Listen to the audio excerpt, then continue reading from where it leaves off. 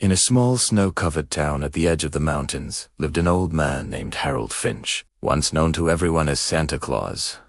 For 40 Christmases, he brought joy to the town's children, delivering gifts, laughter, and hope. But time, as always, moved on. The children grew up, new people came, and Harold became just another old man living in a quiet wooden cottage by the frozen lake. His red coat still hung by the fireplace, a little faded, a little torn, yet full of memories. Scene 1. The Lonely December Narrator. It was the 1st of December. Harold sat alone, watching snowflakes drift down like lost dreams. His old sleigh was broken, and his reindeer figurines were dusty. He sighed deeply. Harold muttering, "Maybe Christmas doesn't need me anymore." He looked at an old photos.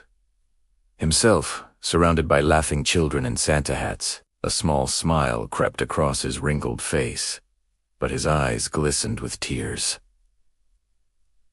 Days passed. The world outside was bright and busy, but Harold's cottage remained silent. He lit a single candle every night and whispered to it, "Here's to the magic we once shared." Scene to the orphanage invitation. Narrator. One cold evening, a young girl named Lily, about 8 years old, knocked on his door. She was shivering, holding a small letter. Lily. "Mr. Finch, are you the real Santa Claus?" Harold smiling faintly.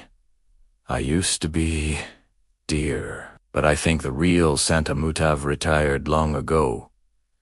"Lily, please don't say that. The kids at our orphanage wrote you letters. We were hoping maybe you'd come this Christmas. We have no one else."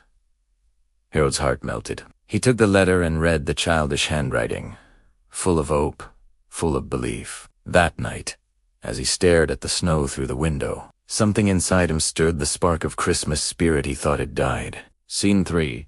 Preparing the magic. Again. Narrator.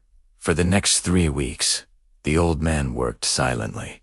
He repaired his sleigh with old wood and metal scraps. He polished his boots, stitched his red coat, and brushed his white beard. The villagers saw him dragging planks, carrying boxers, humming Christmas songs, and they whispered, "Old Harold's gone mad again."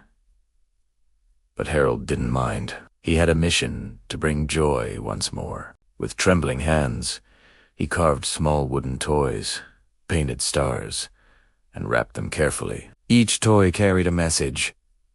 "You are loved. Never stop believing." Scene for the Christmas Eve journey. Narrator. It was Christmas Eve. The sky was full of stars, and the wind sang softly through the pine trees. Harold put on his red coat, tied a scarf around his neck, and set off with his makeshift sleigh, pulled by an old horse named Maple. He whispered, "Let's go, Maple. One last ride." The journey through the snow was long and cold. His hands ached, but his heart was warm. When he reached the orphanage, the children were already asleep. He quietly placed the gifts near their beds, each one glowing faintly under the moonlight. Scene 5. The morning of magic. Narrator. When dawn arrived, the children woke up to find gifts everywhere. Laughter filled the halls as they shouted, "Santa came. Santa didn't forget us."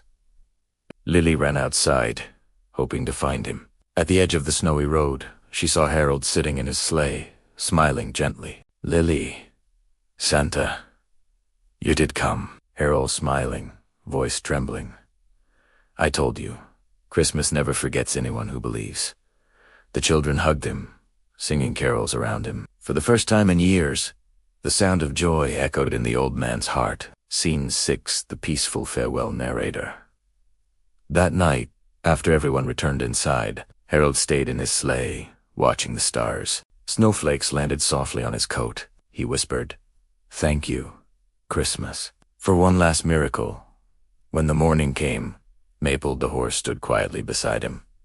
The sleigh was still. The townsfolk found him there, peaceful, smiling, his hand resting on Lily's letter. They buried him under the old Christmas tree near the orphanage. Every year after that, the children would place small gifts under that tree and whisper, "Thank you, Santa Harold."